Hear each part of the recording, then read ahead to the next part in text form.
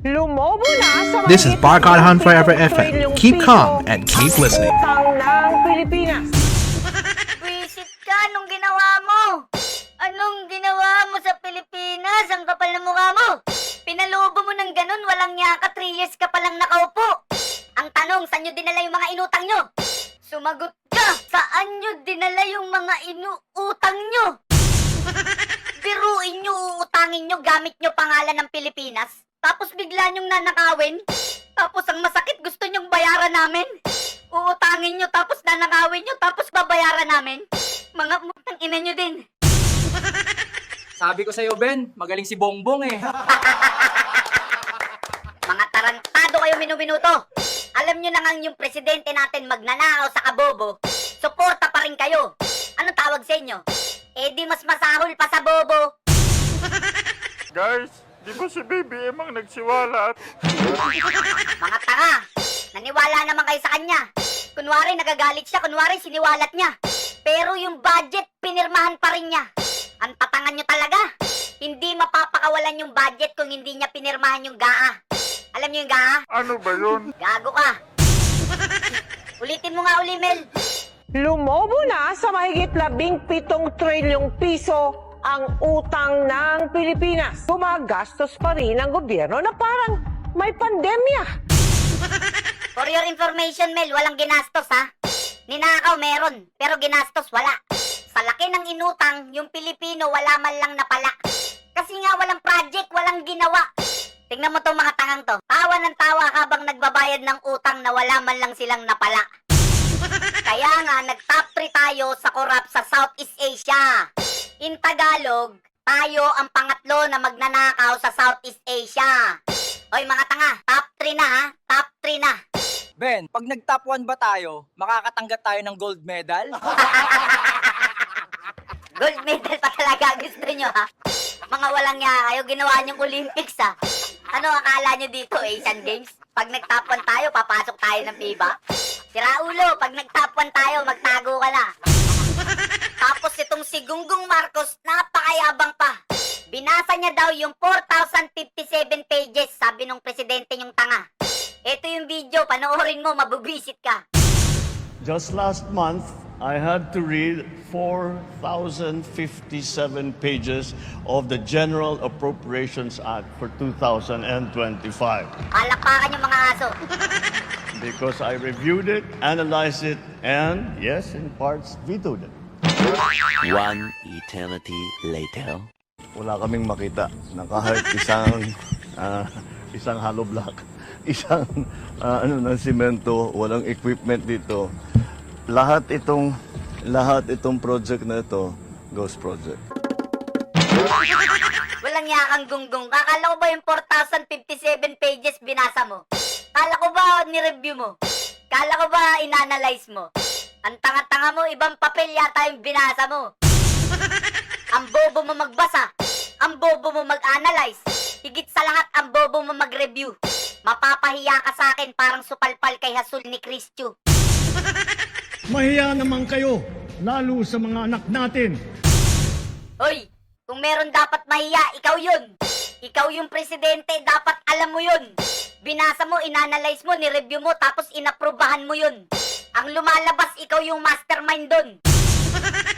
Hoy, Vince Dizon, anong masasabi mo sa tatlong magnanakaw na to? Mga hayop to mga taon to, hindi tao to mga to. O, narinig niyo si Vince, mga hayop daw kayong tatlo. Hindi tao yung gumawa nito, hayop. Mga hayop talaga yan eh. Mga hayop ang gumawa nito, hindi sila tao. Para gawin nila to sa mga kababayan natin. Dami pa sinasabi, bitayin na yan. And believe me, itong mga hayop na to, makakukulong. Pwede na! Hoy Vince, siguraduhin mo makukulong yan ha. Baka puro forma ka lang ha. Pag hindi nakulong yung mga yan, babalikan kita. O may isang yabang pa to. Panoorin nyo. And so for those of you, and up to now, I cannot find those damned blank items. We'll keep looking, but I really am convinced that they simply do not exist because it is not allowed to exist. Ang tanga-tanga mo talaga, nasa tabi mo na. Sabog ka kasi kaya hindi mo makita. Ayun po, ayun po, ayun po, ayun po, ayun po. Ano Ang sabi mo, hindi mo makita. Sa sobrang tanga mo, naunahan pa kita. Hindi mo na maloloko yung tao. Ayan o, kitang-kita. Maliwanag pa sa sikat ng araw, nanloloko ka. Lahat ng mga naka-highlights, blanco, pero may pirma. Yan yung Bicameral Conference Committee report, Repa. Yung Bicam report, Repa. Yan yung basihan para maging enrolled bill at para maging GAA. Biruin mo nakalusot sa kanya, Repa. Tapos sasabihin mo nagbabasa ka? Kung nagbabasa ka, ibig sabihin nakalusot sa'yo to, mastermind ka. Ngayon, tatanungin ko kayo mga tanga. So ngayon, love nyo pa rin ba siya? Kahit tayo ni Bongbong kakainin namin, gano'n namin siya kalab. Bakit umiiyak at tinatanong ka lang, visit ka? Ang tanong, love ka ba niya? Bago mo sana kinain yung tae niya, tinanong mo muna kung love ka niya. Tingnan yung mga itsura nyo, mga mukha na kayong tae. Pweh, ang sarap nyong pagduduraan sa mukha eh. Tapos gumawa pa sila ng ICI, Independent Commission for Infrastructure daw. Sila yung gumawa ng ICI, tapos sila din yung magnanakaw. Para iligtas yung mga sarili nila, para yung suspect sa ibang mapukaw. Luma na yung mga tugtugan nyo, hindi nyo kami mapapasayaw. Gumawa sila ng ICI para daw imbestigahan ang maanumalyang ghost projects. Silang tatlo yung magnanakaw, tapos itong butanding na to yung star witness. Biruin mo yung star witness nila, yung pinaka-guilty. Pasensya na, no? Natatawa tayo, no? Paano ba naman kasi yung gagawin nilang witness, si Tambi? Yung dinideliveran ni Orly ng mali-maletang money. Paano may makukulong kung lahat ginawa niyong witness, mga gahagi? Yung lolo nga na 80 anyos, namitas lang ng mangga, kulong agad, mabilis pa sa alas 4. Eh yung magnanakaw ng trilyon-trilyon, pagala-gala, pa-travel-travel, pangiti-ngiti pa sa kongreso. Gagawin pang star witness ng mga gago. Biruin mo, nagpa-interview pa, bulletproof talaga yung mukha neto. Sinong maniniwala sa star witness nyo? Yung trust rating 5. Tapos may Okada issue pa tungkol sa bribe. Yung trust rating neto, kala mo nag-scuba, ang lalim ng denied. Dapat sa animal na to binibigti sa Balete Drive. Natatandaan nyo ba to? Hindi daw adik ang gumagamit ng bato. Ang drugs sa mga tao dito, just remember, no? At bakit may mga tao gumagamit ng drugs? Remember, hindi sila addict. Kasi gusto lang din maging addict. Remember, ang gumagamit ng drugs sa mga tao natin, especially mga ayoko na, yung mga nagpapadagdag ng oras. Kasi pagka gumamit ka ng drugs, gising ka, dadagdag ka. Remember, ang trabaho natin per ora dito. Yan na, liwaliwanag. Sabi ni Marbil, tumira daw kayo kung gusto nyong mag-OT. Di ba dapat coffee? Lang niya, mas pinromote mo pa yung drugs kesa sa coffee. Kaya pala yung mga BBM supporter mukha ng zombie. Di ba dapat kape, Red Bull? Bakit drugs naisip mo? Hoy, yung kape, 5 piso lang. Eh yung drugs magkano? Yung mga drivers, yung mga call center agent, tinutokso mo. Yung kikitain nila sa overtime, kulang pa sa pinambayad nila sa sinasabi mo. Sa ginagawa mo, ha? Baka yung coffee break nila, maging shabu break na. Tapos yung mga nagtatrabaho sa call center, ha? Imbis na client, baka scorer sa drug lord na tinatawagan nila. Tapos yung mga janitor, imbis na sahig, pati kisame, minamap na nila. Gusto mo mag-OT? Nakadrugs ka ba? Hindi, Ben. Naka-copy lang. Ay, hindi pwede. Kailangan nakadrugs ka. Gusto ko yung gising na gising ka, tapos palong-palo ka. Alalahanin mo, bagong Pilipinas. Yun yung requirements, tanga. Ang drugs sa mga tao dito, just remember, no? At bakit may mga tao gumagamit ng drugs? Remember, hindi sila addict. O, remember daw, ha? Yung mga gumagamit, hindi adik yan. O, may tagapagtanggol na kayo. Ang lakas ng backer nyo. PNP chip pa yan. O, alam nyo na isasagot nyo, ha? Pag tinanong kayo, adik ka ba? Hindi, sir. Nag-overtime lang. Lang ya. Ngayon lang ako nakarinig niyan. Anong gusto mong palabasin?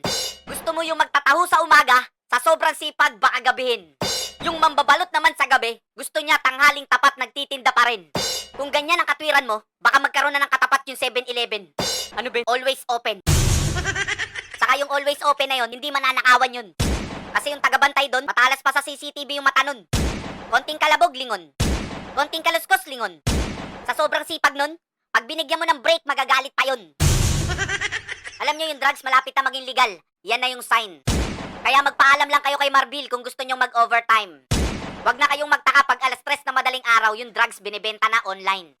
Tapos yung mga nanonood, scorer, nag-uunahan mag-mine. Ayoko na, yung mga nagpapadagdag ng oras. Kasi pagka gumamit ka ng drugs, gising ka, dadagdag ka. Remember, ang trabaho natin per ora dito. Remember, ang trabaho nila per ora. Pag gumamit ka ng drug, gising ka. Sila daw yung nagpapadagdag ng oras. Kaya pala yung drug lord na to, pinalabas.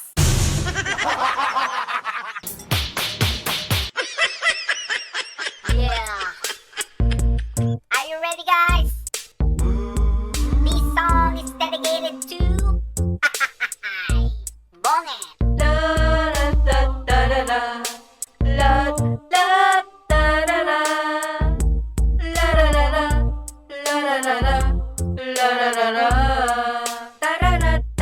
Di matino ang isip niya kasi siya'y sabog na. Putragis na yan. Di alam ang tama't mali kasi siya'y sabog na.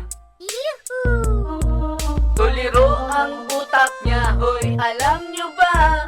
Hindi pa, bakit? Kasi sabog na, kasi sabog na, kasi sabog na. Pinangga ang flood control ng barko kasi siya'y sabog na. Ba't pinangga? Binenta pa ang gold kasi siya'y sabog na. My goodness. Kinuha ang pera sa PhilHealth, alam nyo ba? Ano yun? Kasi sabog na, kasi sabog na, kasi sabog na. Lalabas sana siya ng bansa kaso siya'y sabog na. Wow! Walang nakukuhang investor kasi sabog na. Nagsilayasan na nga eh. 20 pesos daw na bigas, soy magkano na? Yan na nga ba sinasabi ko eh. Kasi sabog na, kasi sabog na, kasi sabog na. Kaliwat kanan ng utang kasi sabog na. Sabog na.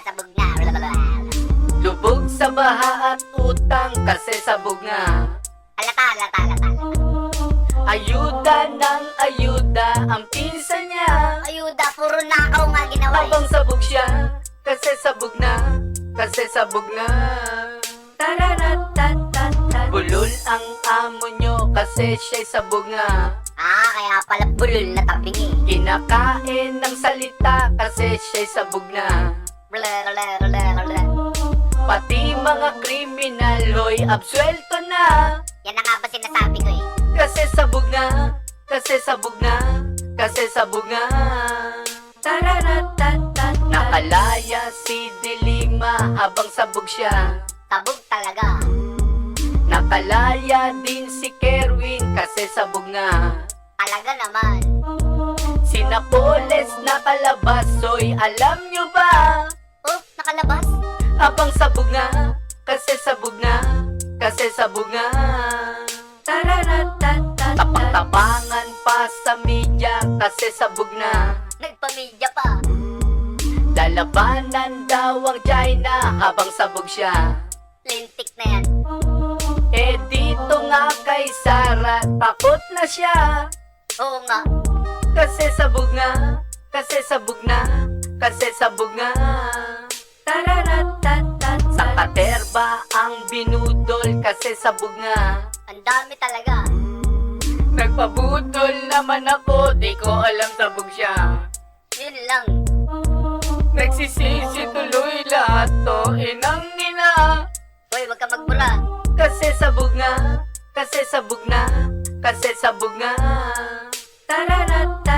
Ina-point pa si Rimulya kasi sabog na. Mga traidor, mga hayop, mga tibal. Para matapon na ng issue habang sabog This is siya. Barkadan Forever FM.